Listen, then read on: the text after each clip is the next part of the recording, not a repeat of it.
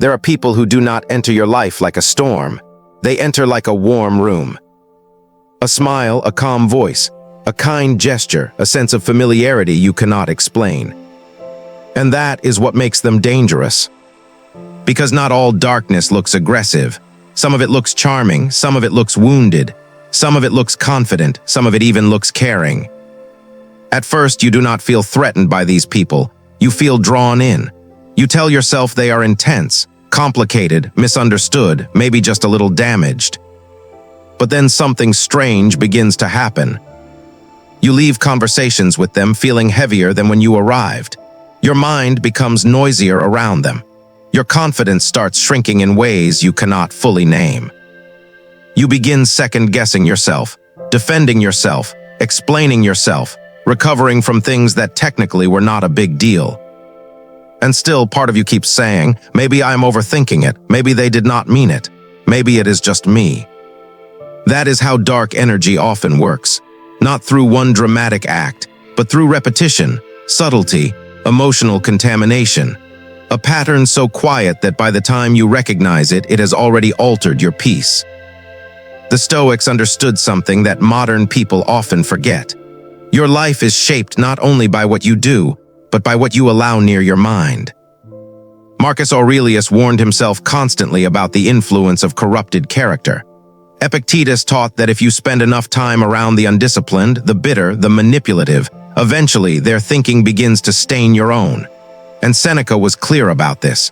A disturbed soul does not stay contained. It spreads. So this is not about paranoia. It is about perception.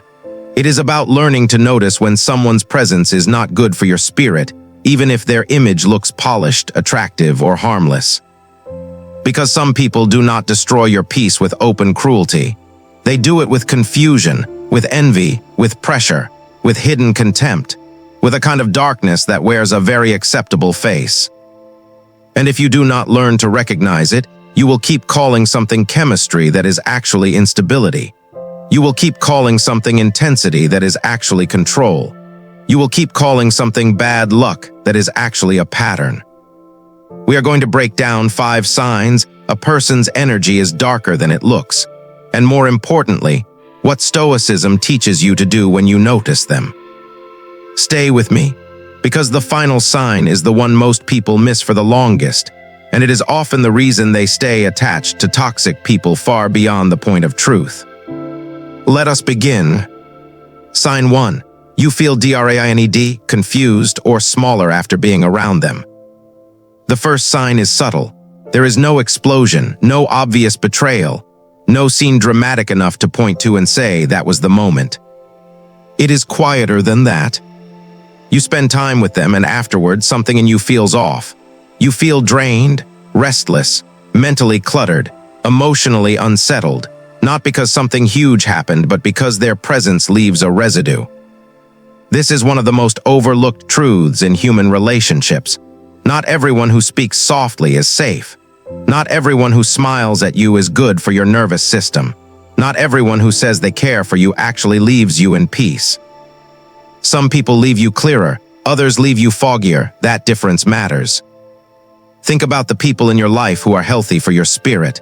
Even after a hard conversation with them, you usually feel steadier, more understood, more grounded, more like yourself.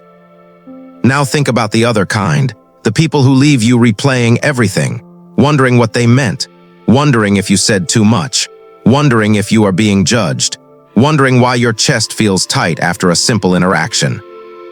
That is not a small sign, that is information. A person's energy is not just what they say. It is the condition they leave your mind in. And dark energy often announces itself not by visible evil, but by invisible erosion. Your peace becomes more expensive around them. Your personality becomes less free around them. Your thoughts become more defensive around them. You begin editing yourself, shrinking yourself, preparing yourself. And maybe the strangest part is, they may never do anything obvious enough to make your concerns sound reasonable to other people. That is why this sign gets ignored, because many people trust appearances more than inner evidence. But Stoicism teaches the opposite. It teaches you to observe effects, not just words, Not just charm, not just presentation, effects. Marcus Aurelius constantly returned to one principle. See things for what they do, not what they claim to be. And what does this person do to your inner life? Do they bring calm or agitation? Do they bring clarity or confusion? Do they strengthen your self-respect or slowly make you abandon it? You do not need a courtroom case against someone to honor your discomfort. Sometimes your spirit notices danger before your intellect has gathered the evidence. That does not mean you become irrational. It means you become observant. Maybe you have had this experience before. You meet someone and on paper everything seems fine. They are funny, interesting, confident, people like them. But every time you leave them, you feel tired in a way sleep does not fix. You start becoming hyper-aware around them. You start bracing yourself before seeing them. You start needing recovery time after simple interactions. That is not random. That is your mind and body reporting what your social conditioning is trying to dismiss. The Stoics believed that peace is not weakness, it is proof of alignment. So when a person repeatedly disrupts your peace without any noble reason, pay attention. There are people who challenge you and help you grow. And then there are people who simply disturb you and call it honesty, provoke you and call it passion, destabilize you and call it closeness. Learn the difference, because dark energy rarely begins with obvious harm. It begins with subtle depletion, and if you ignore depletion long enough, you will call exhaustion normal. Sign 2, they enjoy subtle humiliation. The second sign is one of the clearest once you know how to see it. They do not always insult you directly. That would be too easy to detect. Instead, they use smaller weapons. A joke at your expense, a dismissive smile, a compliment with poison hidden inside it, a story that exposes you unnecessarily, a moment where they make you feel foolish in front of others, then act like you are too sensitive for noticing. This is not honesty, this is contempt wearing humor. And contempt is one of the darkest energies a person can carry, because contempt does not merely disagree with you, it enjoys lowering you. There are people who feel taller only when someone else feels smaller. That is why they interrupt, why they mock, why they tease with surgical precision, why they speak to your insecurities as if they are only playing around. They want plausible deniability. That is what makes it effective. If you react, they can say, relax, it was just a joke. You take everything too seriously. I did not mean it like that. But your nervous system knows what happened. The room knows what happened. And deep down, they know what happened too. People with dark energy often test your tolerance for disrespect in small doses, not because they lost control, because they are studying how much contempt they can get away with. Maybe you have seen this in a group setting. Someone tells a story and casually makes you the punchline. Everyone laughs, you force a smile, it seems minor, but afterwards something in you hurts. Not because the joke was devastating, because it revealed a lack of reverence. Healthy people do not need to embarrass you to feel alive. They do not need to undermine your dignity to create social momentum. Stoicism has a very sharp view of this. The Stoics believed that character is revealed most clearly in how a person uses power, and social power is still power. The ability to shape the mood of a room, to direct attention, to influence how others are perceived, that is power. A virtuous person uses it carefully. A dark person uses it to dominate, diminish, and entertain themselves. Marcus Aurelius reminded himself not to become like the people corrupted by ego, vanity, and spite, because people who are inwardly disordered often make a performance out of disrespect. A person who repeatedly embarrasses you in small ways is telling you something enormous. They are telling you that your comfort is less important to them than their momentary power. Now, this does not mean every awkward joke is dark energy. People are imperfect. Good people miss the mark. Healthy friends can be clumsy. The difference is what happens next. A healthy person notices your discomfort and adjusts. A dark person notices your discomfort and enjoys it. That is the difference. Watch their eyes, watch their timing. Watch whether they soften or press harder. Some people do not want connection. They want psychological altitude. and one of the easiest ways to gain it is to make you feel beneath them.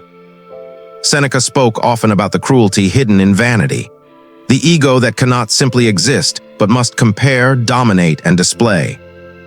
This is why subtle humiliation is such a powerful sign. It reveals not just bad manners, but corrupted pleasure, and you must be careful around anyone who takes pleasure in diminishing others. Because today it is a joke, tomorrow it is a pattern, and eventually it becomes the atmosphere of the relationship. You start expecting disrespect. You start preparing for ridicule. You start betraying your own intuition just to avoid appearing difficult. That is how dignity gets negotiated away, not all at once, piece by piece. Stoicism would tell you, do not become dramatic, but do not become blind, see it clearly. And once you see it clearly, stop calling contempt personality. Sign 3. They create chaos, then stand back and watch. There are people who seem to carry turbulence with them everywhere they go. At first, it looks like bad luck. Their friendships always end badly. Their family is always impossible. Their workplace is always full of drama. Their exes are all crazy. Someone is always betraying them. Someone is always misunderstanding them. Someone is always to blame. And if you are compassionate, you may feel sorry for them at first. But then a pattern begins to emerge. Wherever they go, confusion follows. Wherever they settle, tension grows. Whoever gets close eventually becomes exhausted. That is when you have to ask a difficult question. Is this person surrounded by chaos, or are they generating it? People with dark energy often do not attack peace directly. They destabilize it indirectly. They gossip, they triangulate, they withhold key details. They provoke one person, then play innocent with another. They say one thing here and another thing there. They subtly create friction, then step back and watch the emotional fire spread. And the frightening part is, they often seem calm while it is happening. That calm is not always maturity. Sometimes it is detachment from the damage they caused. Some people feel powerful when people around them are emotionally disorganized. Chaos becomes their stage, because in confusion they gain influence. In instability they gain relevance. In conflict they become the center. Think about the people who always bring a hidden storm. After talking to them, you suddenly doubt someone else. You hear a comment that makes you uneasy. You feel tension in a room that was fine before they arrived. You notice that people begin turning on one another without fully understanding why. That is not normal, and it is not harmless. The Stoics valued order, clarity, and internal governance. A disordered person spreads disorder. An inwardly chaotic soul rarely keeps its chaos private. This is why Epictetus taught that if you spend too much time near people ruled by impulse, vanity, resentment, and appetite, you will eventually start thinking like them. Chaos is contagious. That is why you must pay attention not only to how a person treats you directly, but to the atmosphere they create around everyone. Do people become more peaceful around them, or more suspicious, more divided, more emotionally reactive? Some of the most dangerous people are not the loudest. They are the ones who disturb the water while keeping their own hands looking clean. They start rumors but never technically lie. They provoke reactions but never seem emotional themselves. They plant ideas, then let other people carry the consequences. And if they are confronted, they often retreat behind innocence. I was just concerned. I did not mean anything by it. You are reading too much into it. I was only trying to help. But the pattern remains. Chaos keeps appearing wherever they are. Marcus Aurelius warned against becoming infected by the behavior of the disturbed. That warning matters more than most people realize. Because the longer you stay near chaos makers, the more your own mind begins to mimic their atmosphere. You become more suspicious, more reactive, more mentally fragmented, more attracted to tension than truth. And once that happens, you are no longer just around darkness. You are participating in it. This is where Stoicism becomes protection. A Stoic learns to love what is simple, direct, and clear. If a person leaves trails of confusion everywhere they go, if their relationships are always full of friction, if they quietly ignite division and then pose as the observer, believe the pattern. Do not romanticize the storm, Some people do not need saving, they need distance. Because if someone repeatedly creates chaos and then watches others suffer from it, their energy is darker than it looks. And if you keep standing in that atmosphere, eventually, you will forget what peace used to feel like. Sign 4. They do not respect truth when truth costs them something. This sign is deeper than ordinary dishonesty. Everyone has told a small lie. Everyone has hidden from embarrassment. Everyone has tried to avoid consequences at some point. That is not what we are talking about. We are talking about people who have no inner loyalty to truth. People who bend reality when it becomes inconvenient. People who rewrite events in real time. People who distort details, omit context, shift blame, and say whatever protects their image in the moment. These people are especially dangerous because they make reality unstable. And once reality becomes unstable, peace becomes almost impossible. You start wondering what really happened, what was actually said, whether your memory is right, whether you are being too harsh, whether the conversation you clearly remember was somehow different than you thought. This is how dark energy begins to colonize the mind, not always through force, through distortion. A person who does not respect truth will eventually make your inner world expensive to maintain. Because now you are not only dealing with events, you are dealing with altered versions of events. And the more emotionally attached you are to them, the more tempted you become to betray your own perception just to preserve the relationship. That is one of the most dangerous trades a human being can make, connection at the expense of reality. The Stoics would call that a form of self-loss. Marcus Aurelius was relentless about seeing things plainly. No ornament, no distortion, no emotional exaggeration. Why? Because truth is the foundation of inner freedom. Once you are separated from truth, you become easier to control. A person with dark energy may not always be an obvious liar. Sometimes they do something more sophisticated. They manipulate interpretation. They tell the truth in fragments. They admit just enough to sound honest. They twist motives. They weaponize technicalities. They answer the surface of a question while evading its core. And because they sound calm, articulate, or convincing, many people miss what is happening. But the effect remains the same. You leave the conversation less certain of what is real. That is the key. A truthful person may bring hard truths, but they usually leave reality cleaner. A dark person leaves reality murkier.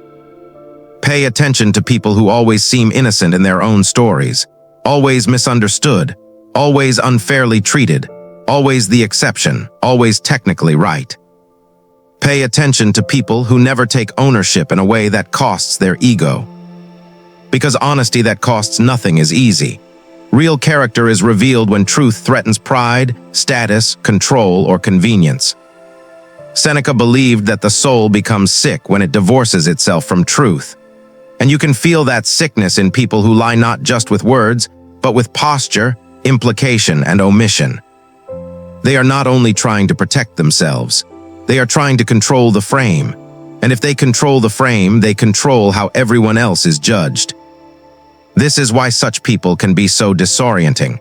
You feel like you are always explaining the obvious, proving the visible, defending the reality you lived through.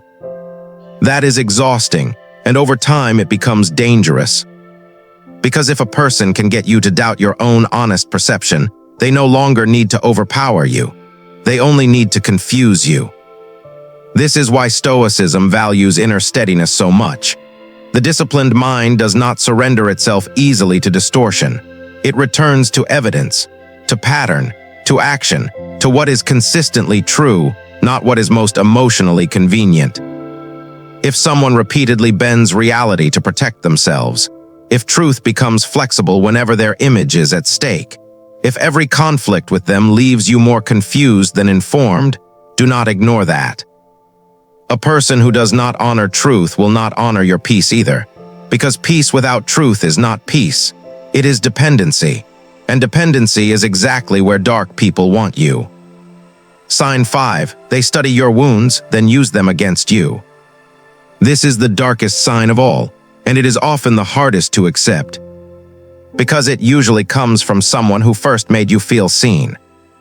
They listened, they asked questions, they noticed your pain, they learned your fears, they remembered what hurt you as a child, what broke you in love, what you are ashamed of, what you are still healing from. At first it feels intimate, safe even. You think they understand me, they see what others missed, I can relax around them. And then one day, in conflict, something changes. They reach for exactly what you told them in trust, not always directly, sometimes with implication, sometimes with timing, sometimes with one sentence so precise it could only come from someone who knows where you are vulnerable. And suddenly you realize something devastating. They were not only listening to know you, part of them was listening to map you. This is one of the clearest signs a person's energy is darker than it looks. Because healthy people treat your vulnerability as something sacred, even in anger, even in disappointment, even in distance. They do not weaponize your wounds. A dark person does, maybe not immediately, maybe only when they feel exposed, rejected, powerless, criticized, but when their ego is threatened, the hidden cruelty appears. And it appears with precision. They know which insecurity to trigger, which fear to activate, which memory to reopen, which shame to press. It is not random, it is targeted. That is why it feels so violating. The Stoics believed that power without virtue becomes corruption, and psychological access is a form of power. If someone knows your inner world and uses that knowledge to wound, manipulate, or destabilize you, they are revealing something serious about their character. Not weakness, not immaturity, character. The true test of a person is not how tender they are when things are easy. It is how they handle your vulnerability when they are upset. Anyone can seem kind when there is no cost. Anyone can seem emotionally intelligent when the relationship is smooth. But when conflict arrives, the mask slips. A person with integrity still respects your humanity. A dark person starts calculating where to cut. And what makes this especially dangerous is that it creates a trauma bond with confusion built into it. Because now the same person who comforted your pain is also causing it. The same person who once felt safe now feels unsafe. And your mind struggles to reconcile the contradiction. You keep searching for the good version, explaining away the bad version, hoping the hurtful version was just temporary. But Stoicism would tell you to look at the whole, not the performance, not the potential, not the occasional tenderness, the whole pattern. Who are they when they do not get their way? Who are they when they feel criticized? Who are they when your boundary inconveniences them? Who are they when they can hurt you and still keep your loyalty? That is who you must study. Because some people do not merely have pain, they make an identity out of passing pain onward. Seneca spoke often about choosing carefully who enters your inner life. That wisdom has become even more important in a world where emotional language is common, but emotional integrity is not. Some people know all the right words. They talk about healing, honesty, growth, self-awareness. But language is not character, and emotional fluency is not goodness. Do not confuse being understood with being safe. Those are not always the same thing. If someone repeatedly uses your tenderness as a point of attack, if they turn your honesty into ammunition, if your vulnerability becomes a tool in their hands, believe what you are seeing. That is not love. That is not depth. That is not just a hard personality. That is darkness with access. And darkness with access is one of the costliest things a human being can allow near their soul. At this point, some people make a mistake. They think recognition alone is enough. It is not. Seeing clearly is the beginning, not the end, because many people can identify toxic patterns and still remain loyal to them. Why? Because clarity does not automatically break attachment. Sometimes you know exactly what someone is doing and you still struggle to let go. Because part of you remembers their charm, their tenderness, their intelligence, their woundedness, the moments that felt real, the version of them you keep hoping will return. This is where Stoicism becomes more than philosophy. It becomes survival. The Stoics would tell you something modern culture often refuses to say. Not every person deserves continued access to you. Compassion is a virtue, but compassion without discernment becomes self-betrayal. You are not obligated to keep explaining your pain to someone who enjoys creating it. You are not obligated to keep proving your worth to someone committed to misunderstanding you. You are not obligated to keep reopening your heart to someone who keeps entering with dirty hands. The answer is not revenge. The answer is not drama. The answer is not becoming cold. The answer is clean distance, clear boundaries, reduced exposure, observation without self-abandonment, and most importantly, a refusal to argue with reality. Marcus Aurelius did not teach us to control others. He taught us to govern ourselves.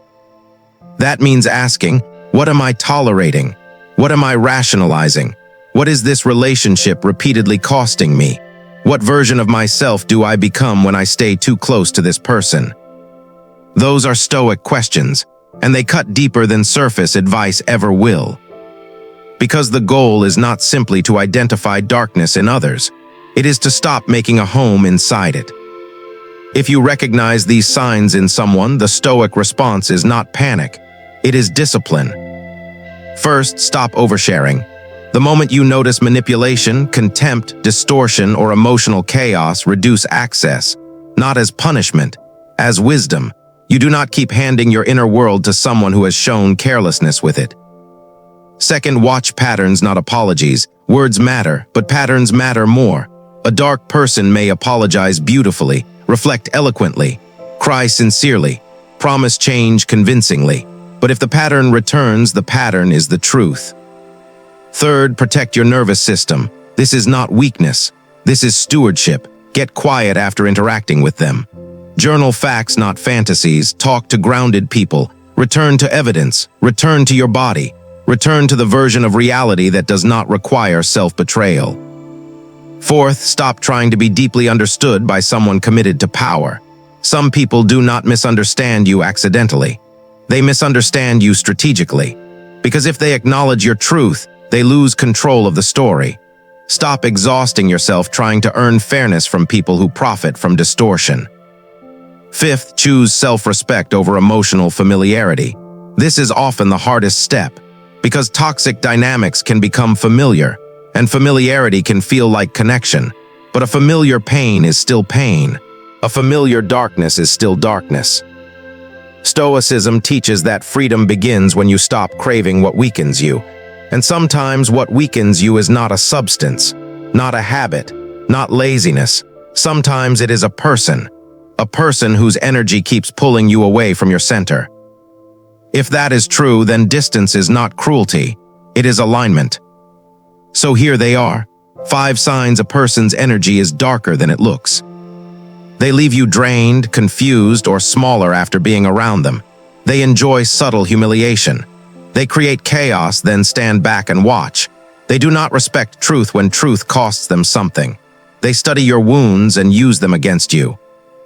These signs do not always appear all at once. Sometimes they arrive slowly, quietly, so quietly that you doubt yourself for seeing them. But the Stoics would remind you, reality does not become less real just because it is subtle. A poisoned atmosphere does not become safe just because it is elegant. A disturbed soul does not become harmless just because it is charming. And a dark presence does not become healthy just because part of you feels attached to it. Your peace matters, your clarity matters, your dignity matters, your inner life matters. And one of the most mature things you can learn in this life is this: not everyone deserves access to your mind. Not everyone deserves access to your trust. Not everyone deserves repeated opportunities to disturb what you have worked hard to heal. One day, if you keep honoring your perception, you will look back and realize something powerful. You were never too sensitive. You were noticing what others ignored. You were not overreacting. You were finally seeing clearly. And clarity changes everything. Because once you stop explaining away darkness, you stop calling it depth. You stop calling it chemistry. You stop calling it love. You stop calling it your fault. You simply see it. And once you truly see it, you become much harder to control. Let this stay with you, not as fear, as discernment, not as bitterness, as wisdom, not as a reason to close your heart forever, but as a reason to guard it with more intelligence than before. Because Stoicism is not only about enduring pain, it is also about refusing unnecessary pain. And sometimes the strongest thing you can do is quietly step back from what looked acceptable, but never felt clean. Protect your peace like it is sacred, because it is.